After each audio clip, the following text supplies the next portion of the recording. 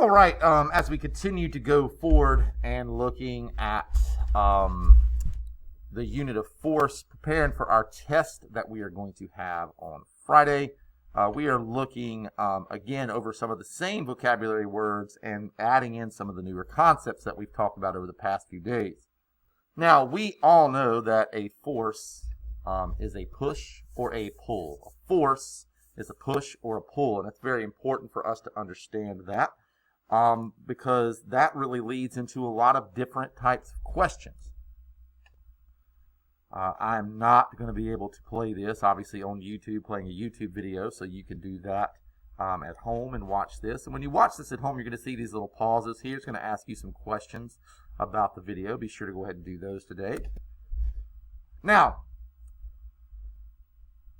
how will the force needed to move an object be affected if the mass of the object changes from 100 kilograms to 50 kilograms? Now, if I stop and think about that, I know that obviously I'm going to need less force to move a 50 kilogram object than I am a 100 kilogram object. And I told you at the beginning of this semester that there are going to be some math things that came into here.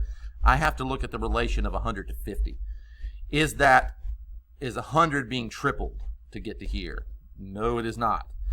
Be careful with this one. Is 100 being doubled? No, 100 doubled is 200. Is the force remaining the same? Well, no, because that would be 100. Is the force being reduced by half? Well, half of 100 is 50.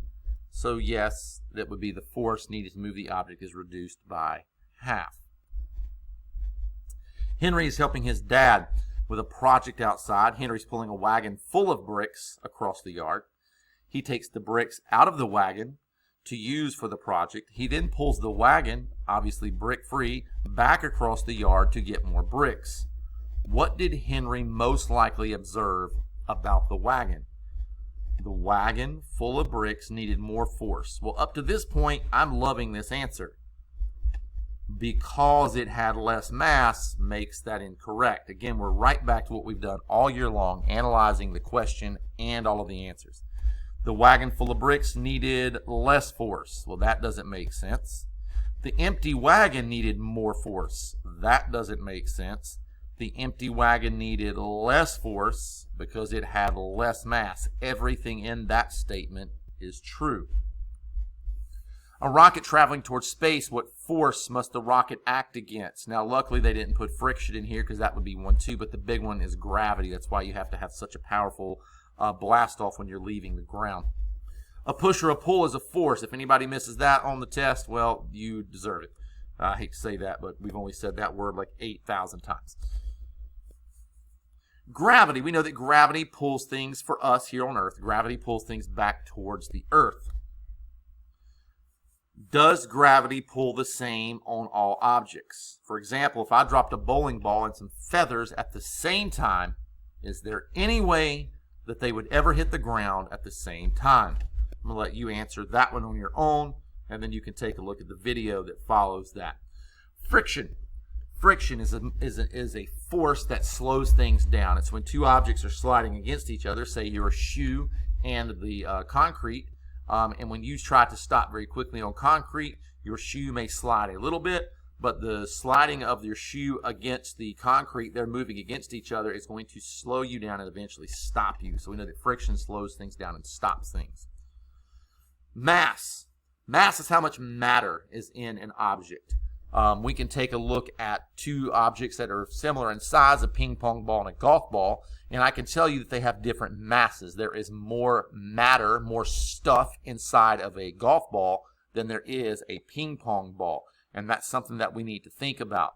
And you can even, don't always assume that the larger of an object has more mass. Bowling ball versus beach ball. Beach ball has very little mass. There's not a lot of stuff inside of it other than the air that you blow into it. Bowling ball is tightly packed all the way through. So I have these stones, and I have this big giant boulder. So again, stones, boulder. Your job is to say, why is it easier to move those pebbles as compared to that big giant boulder. Inertia. We know that inertia is the tendency of an object to stay at rest unless it's moved, and then once it's been moved to stay in motion until something stops it. For example, we talked about that bowling ball on the playground. The bowling ball is going to sit there, and it's not going to just start moving on its own. It will just sit there, and it's very happy to sit there. It's basically saying, hey, I'm happy sitting here. It's kind of what inertia says I'm supposed to do, is sit here until something moves me. But if you start moving me and you start rolling me, I'm happy to keep moving unless something slows me down like friction. So you have another video about inertia with a couple of questions in here to answer as you go through.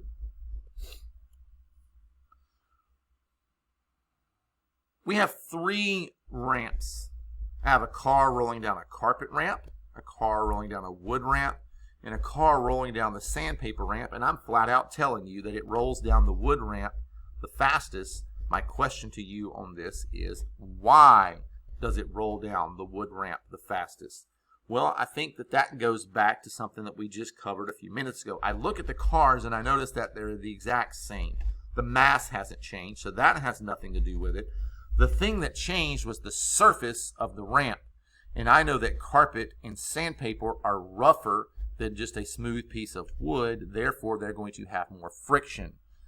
Friction slowed this car down. Friction slowed this car down. Friction slowed this car down, but not as much as it did the other two. I would imagine this one would be first, this one would be second, and depending on how tall the carpet was, this would probably be third. If it's shag carpet, most definitely third. Newton's first law, which is essentially that inertia that we've already talked about. That object, that bowling ball, wants to sit there, right? The roller coaster is very happy to sit there. Once it is moving, it is very happy to keep moving. It takes forces to get it moving. It takes forces to stop it. Here's a video for you to watch. It may ask you to sign in to Discovery Education using your Google account, and that is fine. There's another video on inertia that I think is very good. Again, if you've signed in with your Discovery Education account, you'll be able to watch that. Nick and Mike are facing each other on skateboards. They touch palms and push off from each other. What best describes their movement?